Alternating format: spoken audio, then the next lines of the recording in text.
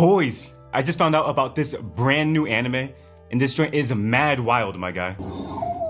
Dang. It's called Sakamoto Days, and it's looking pretty lit.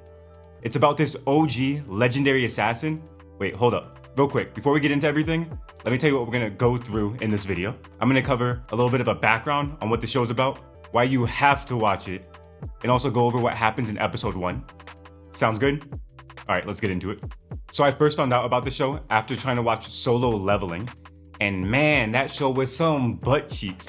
I can't lie to you, bruh. I could not get through it, but I tried. Anyways, since I couldn't get through Solo Leveling, I was trying to find a new anime to watch, and I ended up stumbling across this one. It's this new anime on Netflix, and the trailer was unexpectedly some heat.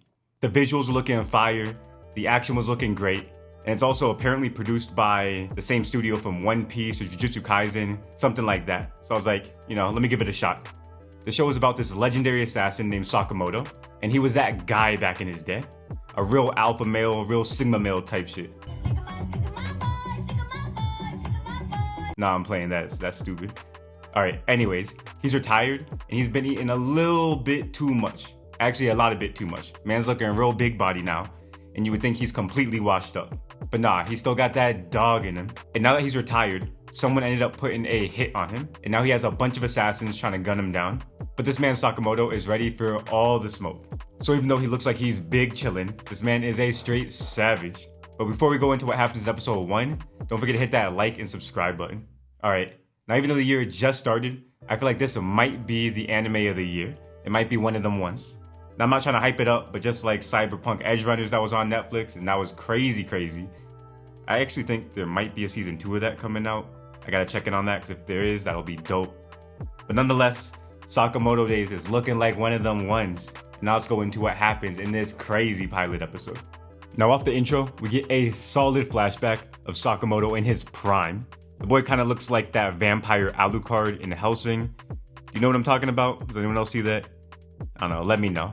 But this man's is straight dicing up every single person in the vicinity. He's making light work of everybody. Now one thing that's great about all of this too, is that this anime actually shows a ton of blood and gore, with it having scenes going from pretty casual to straight violence. Now in this scene, Sakamoto hangs one dude and then starts hitting the matrix, juking left to right, dodging bullets, and just murks everybody. This dude even takes his time to flex and walks down like a menace down the hallway just to off this last guy. He even does it one better and hits one more flex, looking like Satoru Gojo. Which one is it? I don't know his first name, last name, but looking like Gojo from Jujutsu Kaisen, hits that little glass tilt flex and just offs everybody. After all this, he ends up meeting some girl, and we get a pretty funny scene here. Ultimately, he ends up falling in love with her, he gets married and starts to settle down. And after all this, the man ends up retiring, and he puts on some weight. Dude gets pretty big body. But from here, him and his girl start up a shop. He's living a real normal life compared to what he was doing before all that hitman or rah-rah, So he's living life pretty low-key. His girl's looking like she works at a Starbucks, I honestly think I might have seen her at my local Starbucks on Saturday, for real. But hey, besides this, the block right now is getting pretty hot, and he has some guy looking for him. While this is happening, some kid ends up accidentally spilling some ink on another customer. Now this customer gets mad and is about to punch the kid. But Sakamoto is not having none of that. He comes in and murks this guy with a pen. Oh wait, nah, that was just in his thoughts. Again, remember, Sakamoto's a real killer, but he retired, so he ain't into that right now. But in the background, we see someone else that's looking for Sakamoto, and his name is Shin, and apparently he's a psychic. We end up finding out that he used to work under Sakamoto, and Shin wants to get Sakamoto back into the hitman business. But Sakamoto is like, nah, my days as a hitman are over.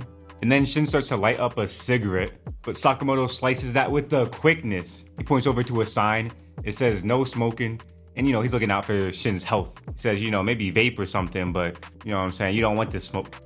Anyways, I also said that Shin is a psychic, but this psychic is some butt cheese, bruh. He can't see nothing coming. How do you not see that coming?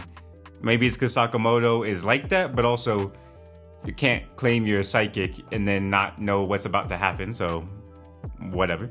After this, we find out that Shin was hired to either recruit Sakamoto or kill Sakamoto if he doesn't want to get back into the hitman game.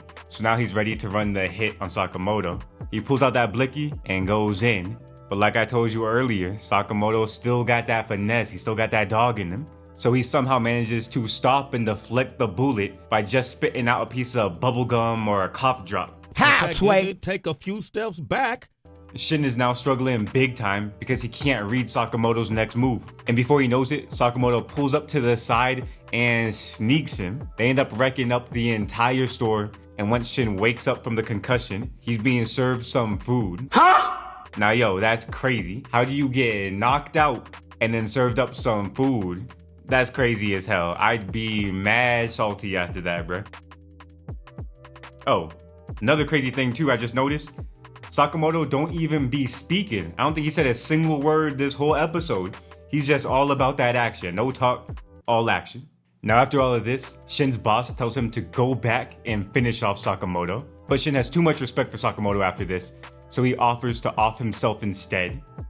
But this mafia boss says, hey, go for it. He's trying to catch Shin on his bluff. But again, Shin ain't that bad of a psychic. And he's like, yo, don't you know I can read your mind? He's like, it's not gonna go down like this.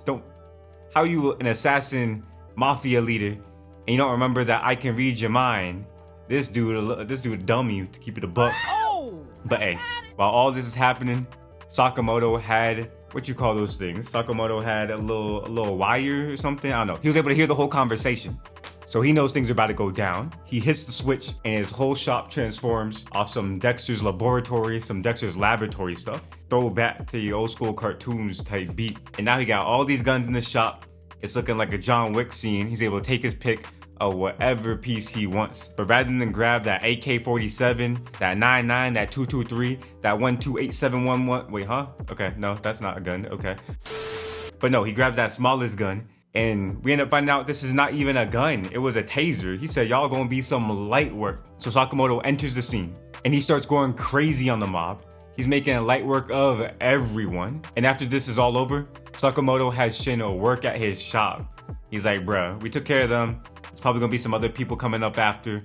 Work at my shop, we gonna handle business, you know what I'm saying? Big business.